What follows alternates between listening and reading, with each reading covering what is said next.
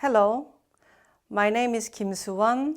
I'm a professor at Hankuk University of Foreign Studies.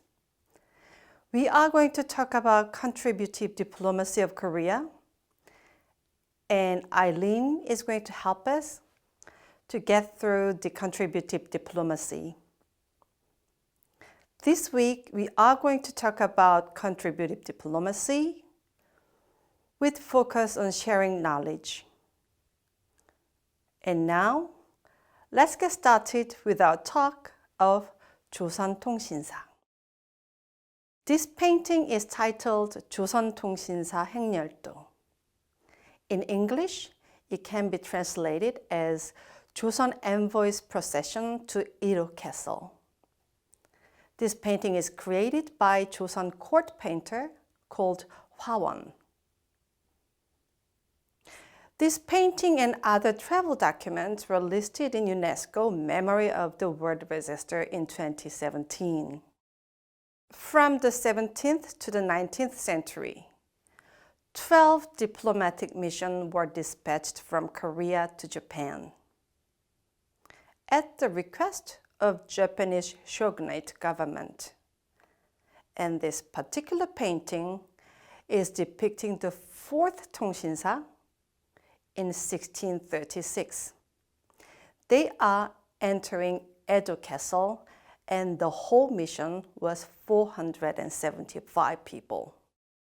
In this picture, you can see Joseon Tongsinsa are very well treated and guarded by Japanese warriors. Joseon Tongsinsas were riding on horse, and each Tongsinsa is guarded by 4 to 5 Japanese warriors, which shows the status of Joseon Tongsinsa.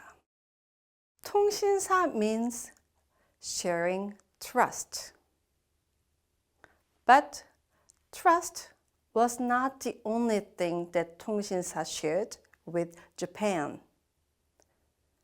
The mission included painters, medical staff, translator, and musicians.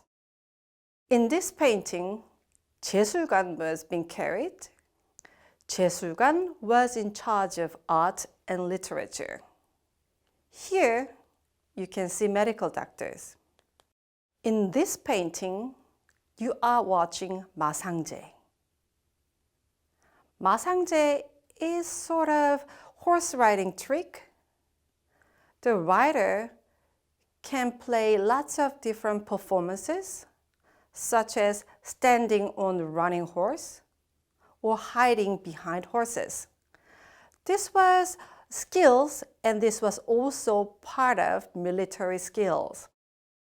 As 마상제 was very popular in Japan, the Japanese shogunate asked the Korea to include 마상제 to the Tongsinsa.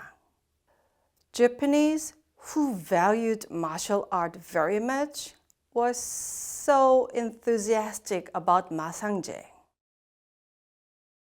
Later, they adopted Korea's 마상제 and developed their own 자해본류, which later became a special type of horse riding.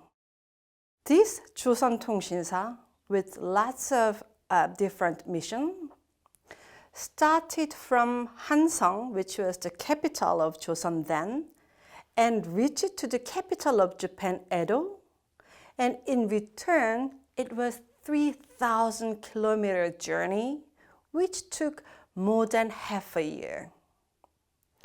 When Joseon Tongsinsa arrived, Japanese spectators filled the street to watch them. The historic record said the Japanese spectators queued to get Korean writings, caricatures, and paintings. And in this long journey, Joseon Tongsinsa shared the literature and art and the thoughts and trust, and they often drink together and sang together. Of course, Tongsinsa shared this beautiful art and trust and even drink. It was indeed a diplomatic mission that delivers king's paper. Also, there was a secret diplomatic mission of intelligence gathering. And often Joseon Tongsinsa was requested by the new Japanese government to prove its legitimacy as a new ruler. However, on top of those serious, hard diplomatic missions, the added cultural dimension shows Joseon Tongsinsa played a role of cultural diplomacy. Culture, medical knowledge, and sports were shared in Tongsinsa's diplomatic mission. And later, they became the sources of Japanese to develop its own culture, medical skills, and sports like Daihei-Bonnyu. Joseon Tongsinsa, now we can see, is an old case of Korea's contributive diplomacy. And this course will introduce the transition and development of Korea's contributive diplomacy at present. As we see in Joseon Tongsinsa's mission, Joseon Tongsinsa has this combined duty from intelligence gathering and culture sharing. Foreign policy is a goal-driven activity which is exercised by taxpayers' money. Therefore, foreign policy should serve national interests, and contributive diplomacy is no different. As you can see in this chart, foreign policy serves national interest, but at the same time, it could be practiced for altruistic motives. Contributive diplomacy is similar. Although we are using the term contributive or contributory, that does not mean the diplomacy is exercised with pure altruistic motives. As I said, because foreign policy is sponsored by taxpayers' money, even in contributive diplomacy, we can understand and find national interest in it.